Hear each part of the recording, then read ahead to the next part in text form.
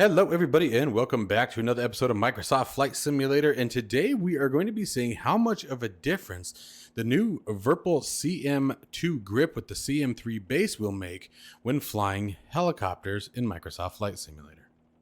If you are interested in acquiring any of my Overkills tutorial guides for Microsoft Flight Simulator, please consider joining me on Patreon. Patreon subscribers level tier 2 and above have access to all of my guides, as well as any future updates and future guides that will be coming down the road. Link to Patreon can be found in the description below.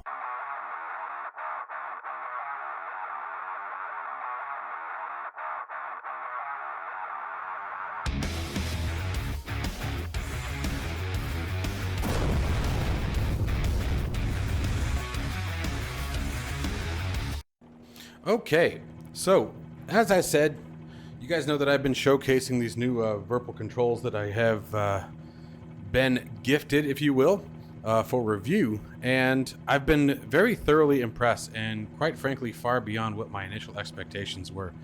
And so one of the things that really caught my attention was I wanted to know what the difference would be when flying the helicopters. The helicopters require such a much higher precision, and that's why I'm using the Bell 47. I have always personally found the Bell 47 to be one of the hardest helicopters in Microsoft Flight Simulator. Now, most of that is honestly probably just because I'm a crappy helicopter pilot, but let's call it what it is.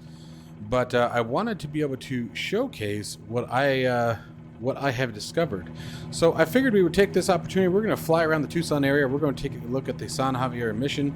Then we're going to come back around Tucson, take a look at Sentinel Peak, which is also known as a mountain, and then probably bring it back in, maybe check out downtown a little bit, but we'll see how much time it has. But I wanted to get an idea of how this flight stick would work with the helicopters. And the reason why I'm making such a point about it is it's far more precise. You can manipulate one axis without affecting the other, where with the Thrustmaster Warthog that I had before, it was very difficult for me to do that. It was very difficult for me to pull aft and not affect the lateral, and then vice versa.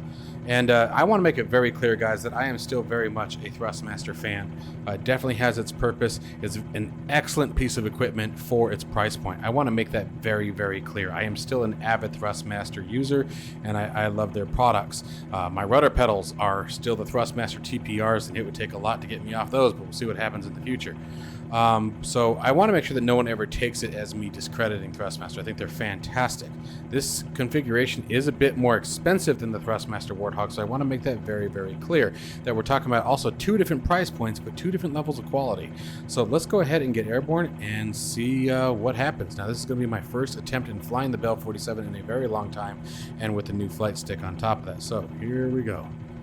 Let's see if I can do this without getting us in trouble here.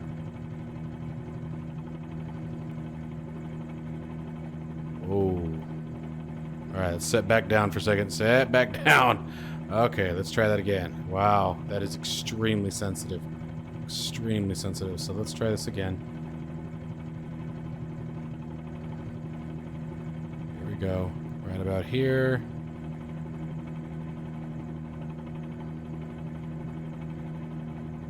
There we go, that's better. It is much more sensitive. Much more sensitive. I'm just trying to use my fingertips, as you guys can see here, hopefully. It's definitely a different ball game. You guys can tell when I'm super focused on something because I get real quiet. I know I do. Alright, off we go.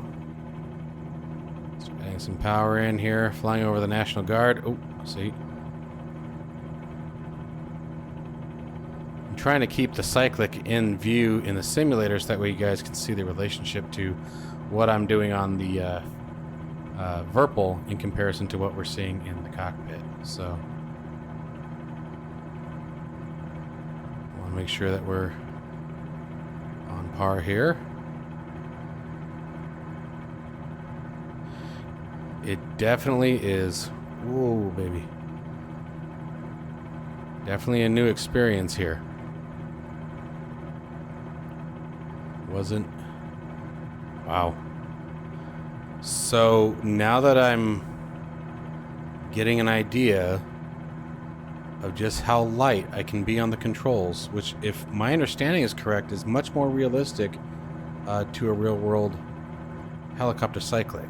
There's very rarely a lot of very large movements, but there's a lot of very small, tiny corrections in flight. So if my understanding of that is correct, this is going pretty well. Now, we are using the Fly Inside Heli Manager. That is a requirement for the Fly Inside Bell 47G is what this is. And the simulator settings are set to realistic. So I'm making this as hard on myself as I can to get an idea. All right, so I'm done climbing at this point. Back a little bit, and I've noticed that when I try to put like my whole hand around the cyclic, that's when I start getting a little squirrely. So I'm gonna try to just keep my fingertips down here. There's the San Javier mission right up there in front. Should be a lot of fun to go out and check. We are using a points of interest add-on for Tucson, Arizona. Be sure to check that out, guys. The link's down in the description below. And it's also on the previous video where I talk about the add-on update. So make sure you guys check that out. Make sure you guys also check out my other videos on the Virpil products. They're really quite phenomenal. I've got 2 videos where I literally go through the entire unboxing, setup, configuration process, and their options. And then I have another one where I do my first flight in Microsoft Flight Simulator. And it's really been a challenge finding something I don't like. I think the hardest part that I'm experiencing lately is just it's a completely different way of flying. Everything all the habits and behaviors that I've developed over the last 6 years of flight simulation with my previous configuration has changed. It is night and day. There is absolutely no comparison to what you get from one product to what you get with these when we're referring to what I was switching from. You know, like I said, the Thrustmaster to this one. And I always feel like guilty saying that because, again, I want to make it clear, I still love Thrustmaster. I think they make an excellent product at a perfect price point, so I want to make that clear. There's the mission right down there. Let's see if I can get us a little lower here.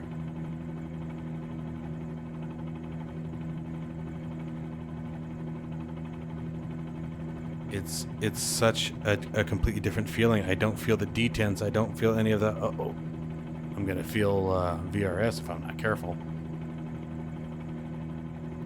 I don't feel any detents. I don't feel any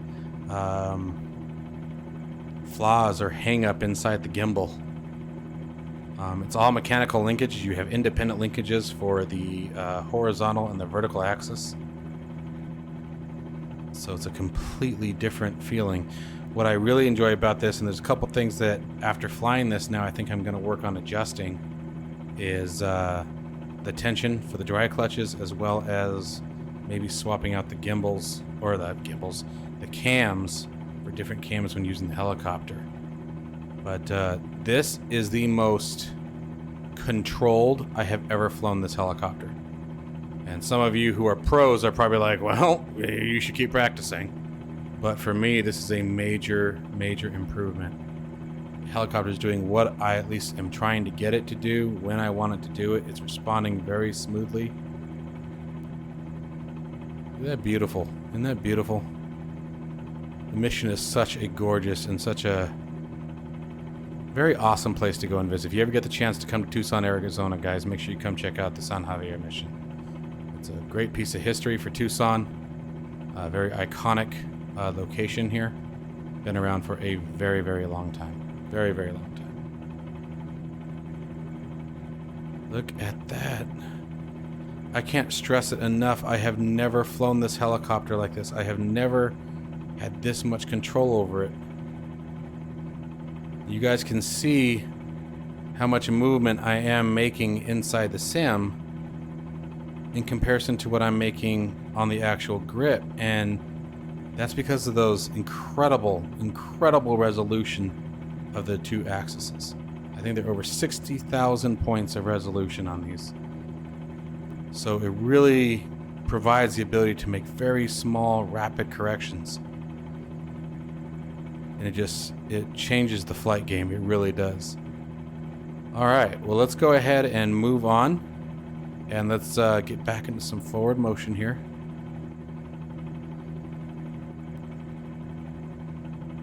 And we're going to get on over to Sentinel Peak and check out a mountain.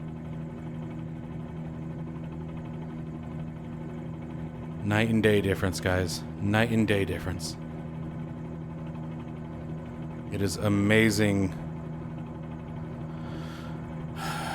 There's a difference between good quality and amazing quality. I mean, and I'm saying that. Let me just put it that way. I think that's the most fair way to say it. There's a big difference between good quality and amazing quality. And the quality of these is amazing. They are like nothing I have ever had the pleasure of using before.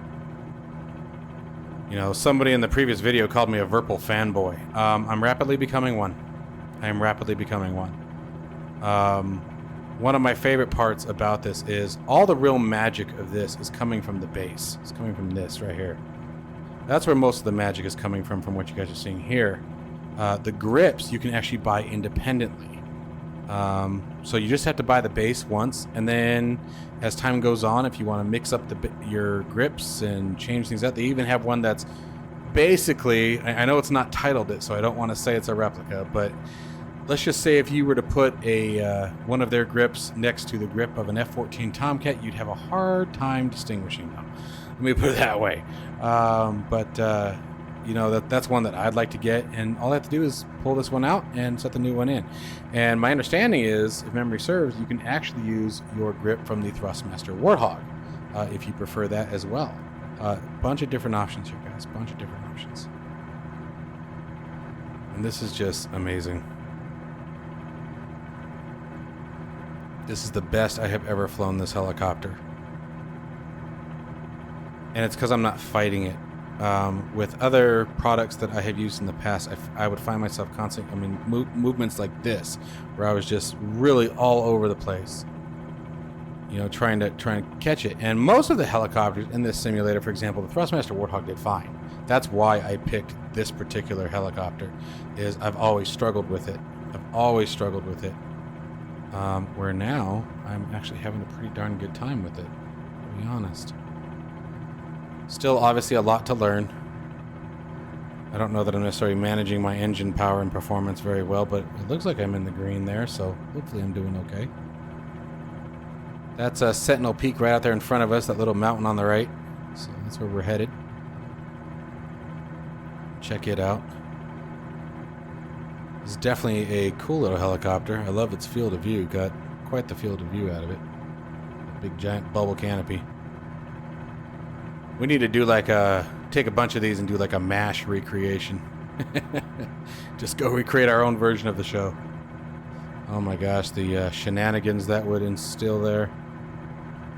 That was such a neat show. I liked that show. Come on.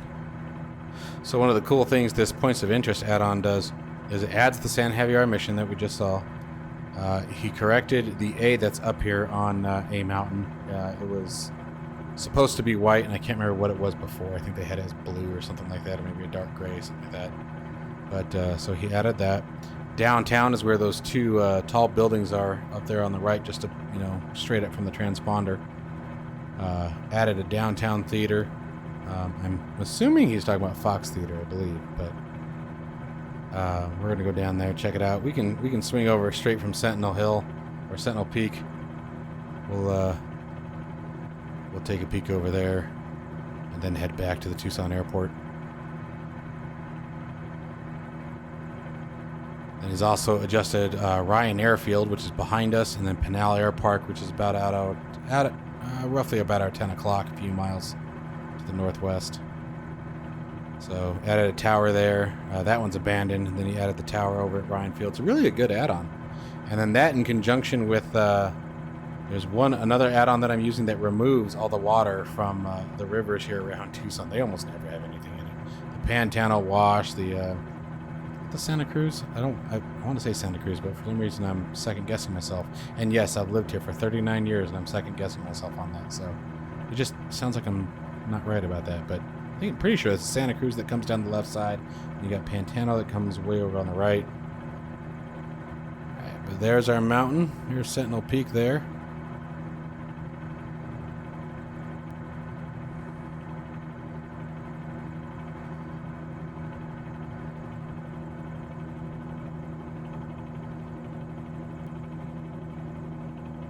And that is a big A for the University of Arizona.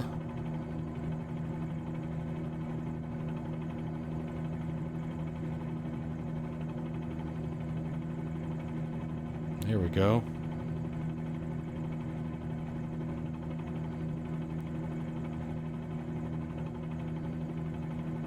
Really looking beautiful. I'm glad he fixed the coloring. That was definitely a big deal. So up there, just behind it, is where you could drive up. You drive all the way around it, and then go up there to the back of it where that parking lot is. It used to be really pretty at night. I don't think they let you up there at night anymore. All right, let's go check out downtown. And they often shoot fireworks from a mountain on the 4th of July. Right there, that used to be a volcano. Or used to be, still is, whatever you want to call it. Not active, quote unquote. Oh, now I'm getting ahead of myself. Slow down, take it easy. Let's get it back under control here.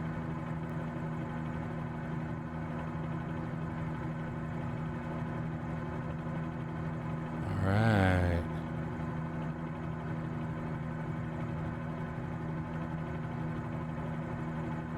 And we'll just take a cruise over downtown here. This is downtown Tucson.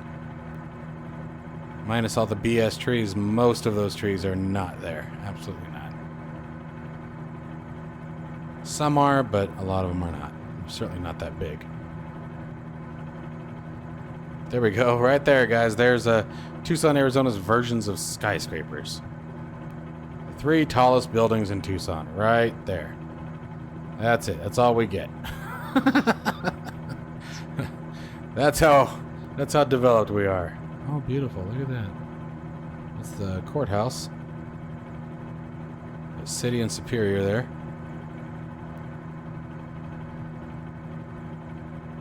Very cool. He did a good job with the buildings. Pretty sure it's a theater right down there. I'd point at it, but if I let go of the controls, we're going to be in trouble. All right, let's head back into Tucson, or to Tucson International, and then we will we'll call it a day here. Let's see how bad the landing is. The landing is going to be scary. That's where we're going to get the test of how crappy of a pilot I really am. But definitely a much more enjoyable experience with a good base. I mean, again, the high resolution of these controls really stands out and makes them stand out amongst the rest. But as you can tell, it definitely requires a lot of reprogramming mentally too. Oop, oop, oop, oop, oop, oop, oop.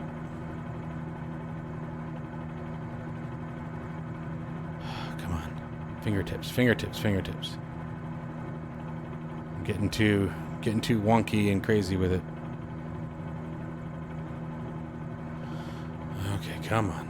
There we go.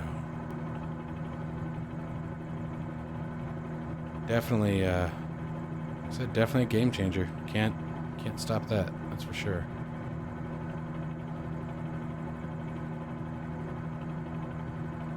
I'm not sure what's going on right there. What's that all about?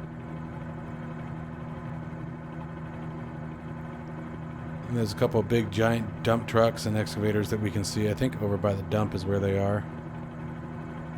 Big, huge dump truck. But we're not going to go over that way today. Ah, see? Come on. Maintain it. Maintain it. I think that's the Jolly Green.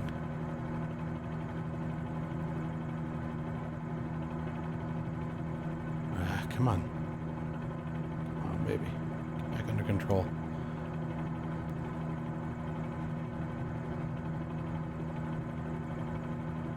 There we go. I lose it the most when I start trying to look around. Really quite a phenomenal experience. I don't know what high school that is. Looks like a high school. I'm not sure which one that is. Oh, come on. No. Come on. Come on. It's weird just barely moving the flight stick. And now you could obviously adjust your curves and things like that to increase the necessary movement required. But like I said, to my understanding, this is more close to the real thing and how that should be. What I found with previous equipment was that when I tried to set it up to where I was just making these kind of minor corrections, it was very hard fighting the gimbals in these small ranges. You know, they would stick, or again, you'd be adjusting more axis than what you wanted to. Where these, if I just want the vertical axis, that's all I get is the vertical axis. If I want horizontal, I can set it to, that's all I get. So it requires a bit more retraining, if you will. You know, you learn how to fly with the equipment that you have, and then when you get something that's completely different, you find yourself making a lot of mistakes because of old habits. So it's really interesting. Again, shifting from that level of quality up even higher was a shocker in itself, because like I said, my previous stuff wasn't anything to scoff at. It's good stuff, definitely good product. Alright, working on trying to maintain sort of a nice smooth controlled descent here. I'm gonna pull a little speed off. Try to keep my target location right in sight there. Nope, come on.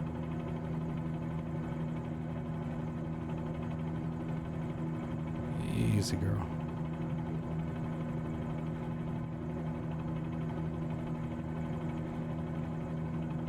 Come on. You guys can always tell, like I said, when I get nervous about something. You'll hear me talk less and less. Some of you are like, thank goodness, anything to make him be quiet.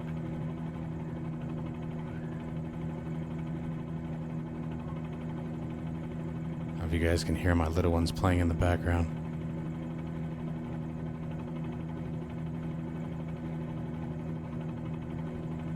Easy. Easy.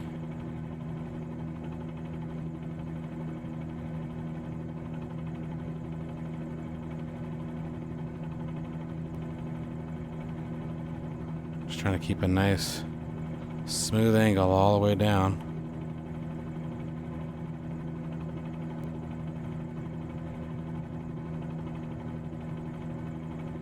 Sending a bit too fast. Come on. I always get nervous landing this thing. I really do. Once we start getting down low and getting to the ground effect, things are going to get crazy. So I always get super nervous with that. Come on.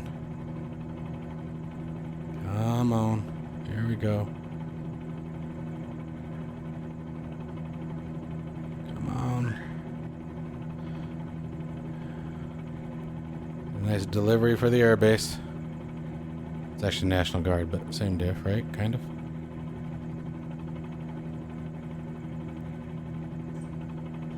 Come on.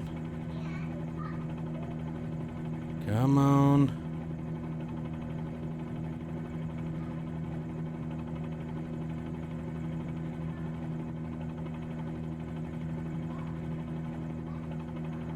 Oof, a little further, a little further, a little further, a little further. Come on. Head up, head up, head up, head up. No! Damn it, right at the end. Anyways, so super awesome experience, guys. Highly recommend this stuff. I know I'm doing a lot of content on these. I am that passionate about them. I really do believe in this product. It's quite amazing. So yes, I absolutely want to give them as much attention as I can. They're game changers. They're absolutely game changers, and I'm extremely grateful that I've had the opportunity to try these out ahead of time. You know, I just wanted to share my experiences with you guys as often as I can. We'll probably be doing a couple more over the next few days, and then after about a week, we'll be giving you guys my final thoughts on them, but I'm sure you guys can guess what they are. But I am definitely putting them through the paces, using them like crazy. We got some DCS World content we're going to be checking out too. So if you guys are interested in seeing what they're like from a combat perspective, keep an eye out for that. But they're definitely a lot of fun. Definitely a lot of fun. As always, guys, stay safe and healthy, and I will see you in the next one.